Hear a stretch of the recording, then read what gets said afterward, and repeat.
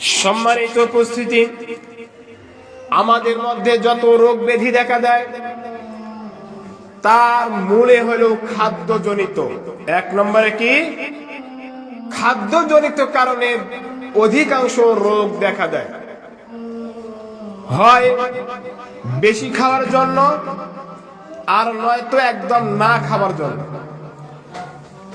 আর নয়তো কুখাদ্য, খারাপ খাদ্য, ক্ষতিকর খাদ্য গ্রহণ করার জন্য অসুখ বিসুখ হয়। তাহলে প্রথম আমরা জানতে পারলাম কি, খাদ্যের জন্য মানুষের, বেশিরভাগ মানুষের রোগ হয় শুধু খাদ্যের জন্য। কিসের জন্য? খাদ্যের জন্য। মহান আল্লাহ রাব্বুল আলামিন বলেছেন, ওয়াকুলু ওয়াশরাবু ওয়ালা তুসরিফু ইন্নাহু লা ইউহিব্বুল মুসরিফিন। ওয়াকুলু ওয়াশরাবু, তোমরা খাও, পান করো, আহার করো। ওয়ালা তুসরিফু, তবে তোমরা অপচয় করো না। ইন্নাহু লা ইউহিব্বুল মুসরিফিন, আর আল্লাহ সুবহানাহু ওয়া তাআলা অপচয়কারীকে পছন্দ করেন না। খাও, পান করো, চলার মতো যতটুকু শক্তি, যতটুকু খেলে শক্তি ঠিক থাকবে, আপনি কাজকর্ম করতে পারবেন, ইবাদত বন্দেগী করতে পারবেন, ততটুকু খান, পান করেন, তবে অপচয় করিয়েন না। সম্মানিত উপস্থিতি, ইসলামের দৃষ্টিভঙ্গি হলো জীবনের জন্য খাদ্য, খাদ্যের জন্য জীবন নয়। ইসলামের দৃষ্টিভঙ্গি কি?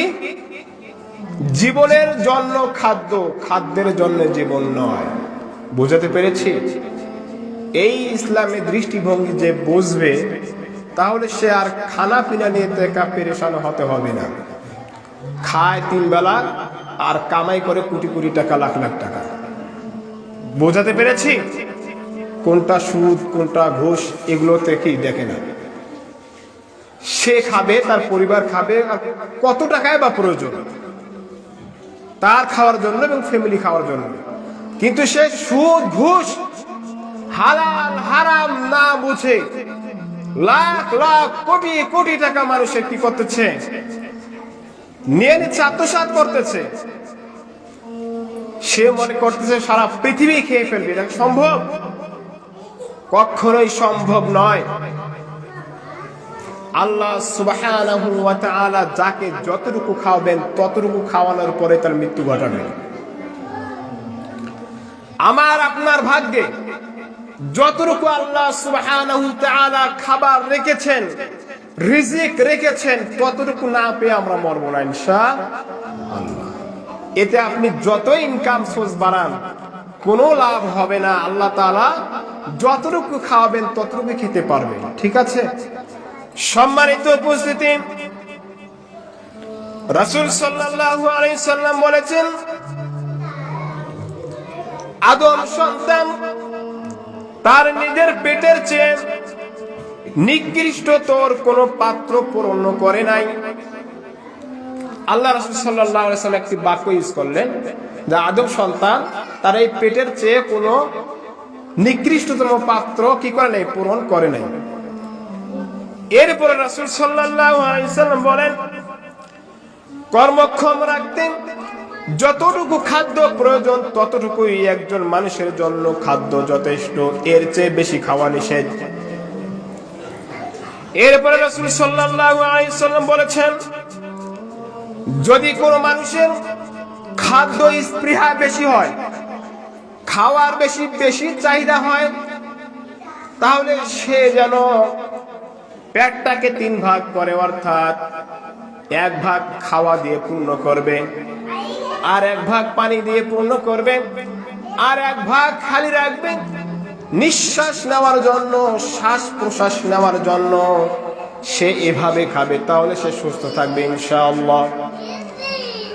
তাহলে এই হাদিসের প্রথম বাক্য ছিল মানুষ তার এই নিকৃষ্টতম পাত্র হলো পেট, এইটা চেয়ে আর কোনো কিছু পূরণ করে নাই।